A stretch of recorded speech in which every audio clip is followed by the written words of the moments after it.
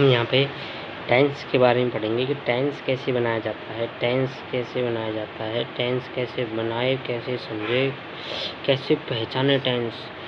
तो tense verb के माध्यम से पहचाना जाएगा। कैसे पहचाना जाएगा ये हम सेंटेंस में देखेंगे, 7 सेंटेंस के माध्यम से कि टेंस कैसे पहचाना जाएगी।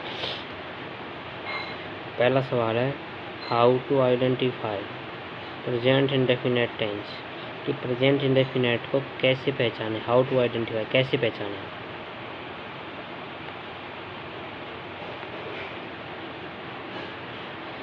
बेस वर्ब होती है फर्स्ट फॉर्म। फर्स्ट फॉर्म में एस या ई एस, और बेस वर्ब में डू या does, only base verb with subject, ये ऑल द 3, तीनों के तीनों ऊपर के। तो ये समझने वाली बात यह है कि जब सेंटेंस बनाते हैं प्रेजेंट इंडेफिनिट में अफर्मेटिव, तो उसमें क्या होता है कि सिंगुलर के साथ एस या ई एस, प्लूरल के साथ केवल बेस वर्ब आती है, जो ये रहा only base verb with subject plural. Singular है तो एस या ई एस, इंट्रोगेटिव नेगेटिव है तो डू डज। इसका मतलब ये तीनों ही जवाब है, ऑल द 3। इसका आंसर है डी। दूसरा सवाल है what is basic form of verb. Verb का बेसिक रूप क्या होता है, किसे कहते हैं basic form. First form of the helping verb, नहीं। हेल्पिंग वर्ब का तीन रूप होते ही नहीं है, फर्स्ट सेकंड थर्ड, केवल मेन वर्ब के होते हैं जो लेक्सिकल वर्ब होती है। सेकंड फॉर्म से कोई मतलब ही नहीं है, थर्ड फॉर्म से कोई मतलब ही नहीं है। बेस फॉर्म फर्स्ट फॉर्म होती है, हमने अभी बताया ऊपर कि बेस फॉर्म फर्स्ट फॉर्म होती है। तो first form of the main verb, जी आपका आंसर है डी। तीसरा सवाल what does subject take. Subject क्या लेता है विद द सिंगुलर सब्जेक्ट। यदि कोई सब्जेक्ट सिंगुलर है तो सिंगुलर सब्जेक्ट के साथ अपने साथ क्या लेता है अजर्टिव सेंटेंस में। मैंने अभी ऊपर बताया क्या लेता है, एस या और ई एस।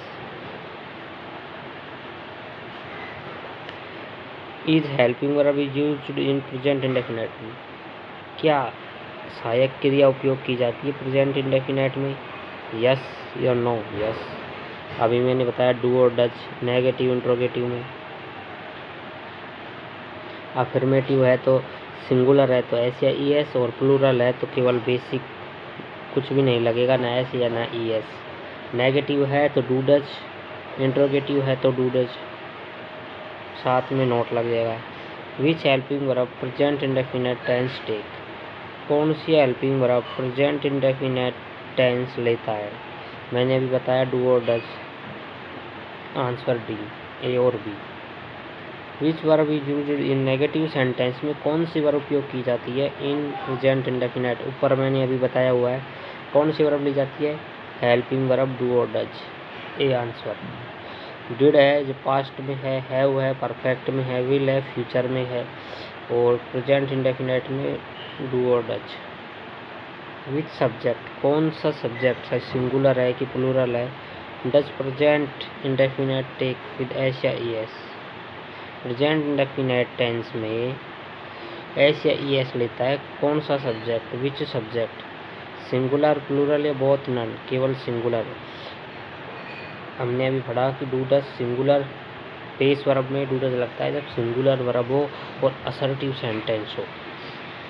तो इस चैप्टर के माध्यम से, टेंस के माध्यम से प्रेजेंट इंडेफिनिट टेंस समझ में आया होगा अच्छे तरीके से कि बेस वर्ब में एस या ई एस है, असर्टिव सेंटेंस है तो बेस वर्ब में एस या ई एस, सिंगुलर है, प्लूरल है तो कुछ नहीं लगता, केवल बेस वर्ब आती है। नेगेटिव इंट्रोगेटिव में डू डज सहायक क्रियाएं काम में आती हैं। चैनल को सब्सक्राइब लाइक ज़रूर करें।